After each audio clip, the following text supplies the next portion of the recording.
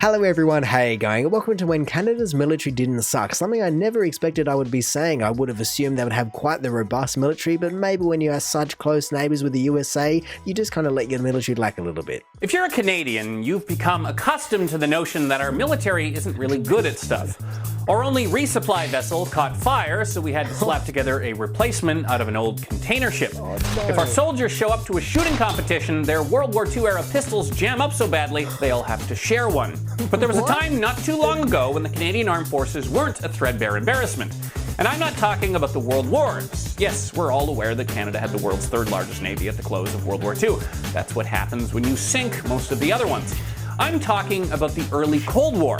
Canada was a founding partner in NATO in 1949, and for the first 20 years of the alliance, it was something we actually took really seriously. Well then, that has been an absolute knowledge bomb. He's just been dropping them left, right and center, and I guess when, like you said, you do have the biggest naval military in the world the third biggest naval military in the world for the time, you got a lot of bombs to go around. However, I do love the fact that he goes, oh, as everyone knows, we were the biggest military. I was like, I didn't know that. I'll put my hand up and first to admit it that I didn't know that. I don't know where Australia would have ranked it, probably, I don't know, 50th or something, but there's no way we had any sort of military after the Cold War or after the World War II. But as far as I'm aware, we haven't had to go to the extent of just scraping together resources in the form of a container ship to build a resupply vessel because the other one burnt down. Like, what is this, Halifax 2.0 or something like that? What is going on in Canada? And reading into it more, it wasn't just mildly damaged. The fact that it says fire damage HMCS protector could be headed for the scrap heap certainly puts into perspective, because these things are made of steel. They don't really burn, but it obviously burnt to the extent that it needed to go to the scrapyard. I mean, at least according to the report card here, they aren't a complete failure. 3 out of 4 isn't the greatest, but hey, at least you got a couple sidearms, just literally a couple, because you've only got 2 to be able to get a D. Or maybe it wasn't even 2 because he was talking about them jamming up and they have to share 1. So I don't know what is going on in Canada. I would love to know their budget. Here we go. I mean, it's not exactly what I was after. I just wanted a nice round figure, but everyone was just talking about what it needs to increase by. But look at that, back from 1960, 4.2% now down to 1.4%, which I don't know about anyone else, but I would think that would be surprisingly low, even in comparison to Australia, and we don't spend that much. I mean, maybe like I said, when you are just living right next door to the USA, you go, they'll handle everything. No need to spend our money on that. Yeah, here we go. Apparently Australia is spending $48.5 billion, which is equivalent to 2%, which is a massive difference. It's basically double. Or I guess not really double. It's actually, what, 50% more of 1.4. Either way, going from, let's just call it 1 to 2%, that's a 100% increase. And that's right, coming back to the video, I just heard him say again that they didn't even build the third biggest military in the world. They just managed to sink everyone else. So I guess the USA probably sunk everyone else. And so it is pretty easy to be the third biggest military in the world. You just have to have 1, 2, 3 ships and you'll be fine. Everyone else was wiped off the planet. We're all aware that Canada had the world's third largest navy at the close of World War II. That's what happens when you sink most of the other ones. I'm talking about the early Cold War. Canada was a founding partner in NATO in 1949, and for the first 20 years of the alliance, it was something we actually took really seriously.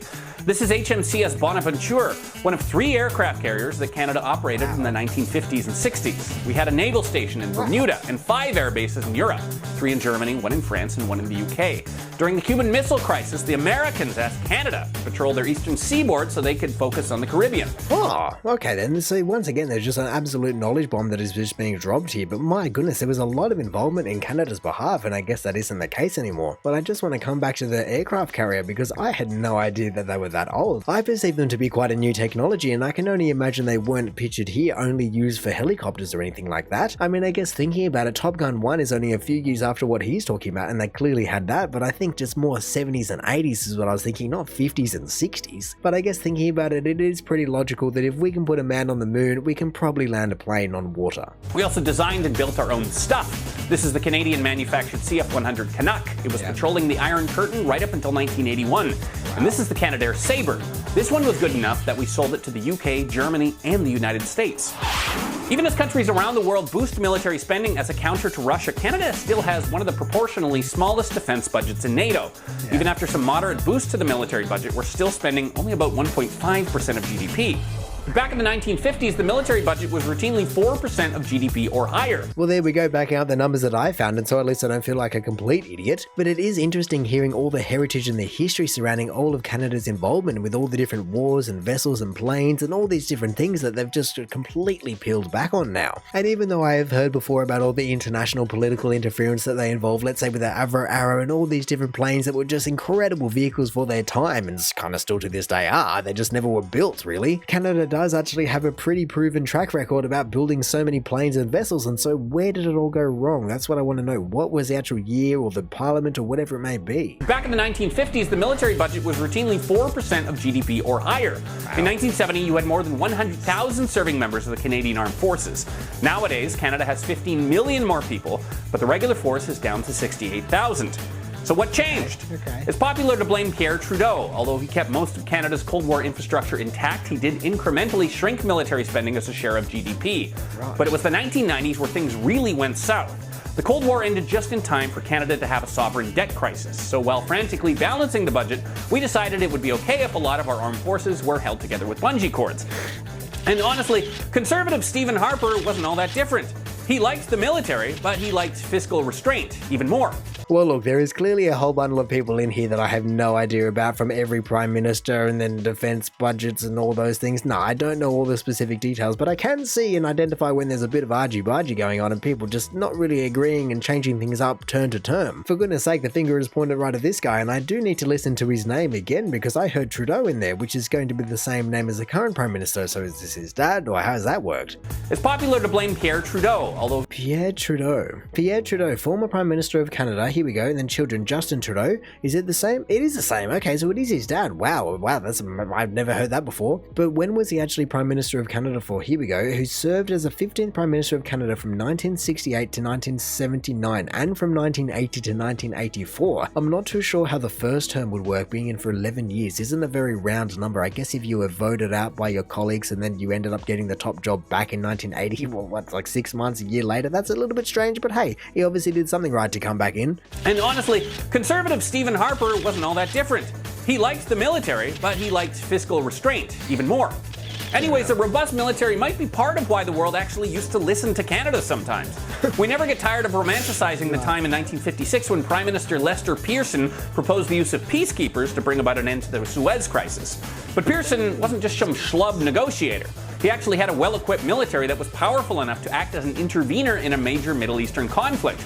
It turns out world leaders are less inclined to return your calls when all you have are ideas about what their militaries could do, because yours is too busy catching fire. Oh no.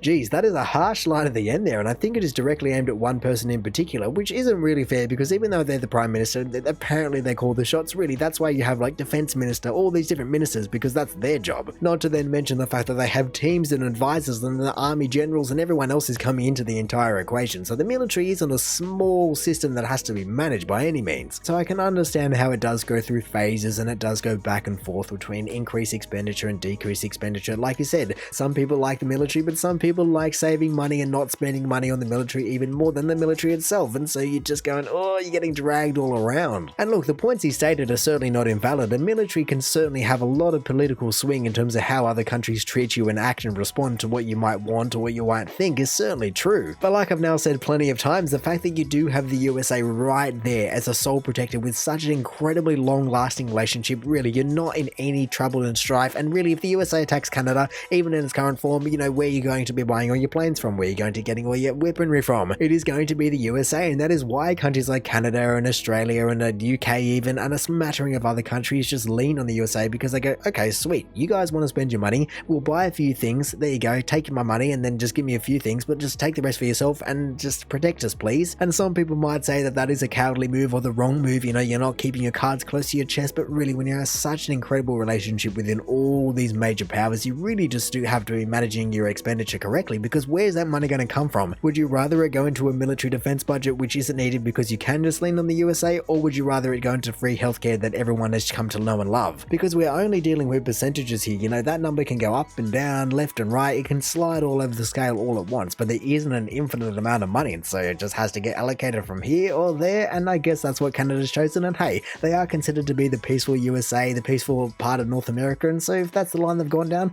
I'd say go for it. You know, we can all just lean on the USA and let them spend the money on whatever they want, and we can just sit in the background and go, sweet. But anyway, in saying that, I reckon I'm going to call it there. So thanks for watching this video. If you did enjoy it, feel free to do the YouTube algorithmic things down below. Also, if this is the first video of mine that you are watching, then make sure to go check out any other ones. Also, make sure to go check out the original video down in the description below. Or hey, maybe you even just want to consider subscribing so that you don't miss another one of these in the future. But all in all, have a good one and see ya.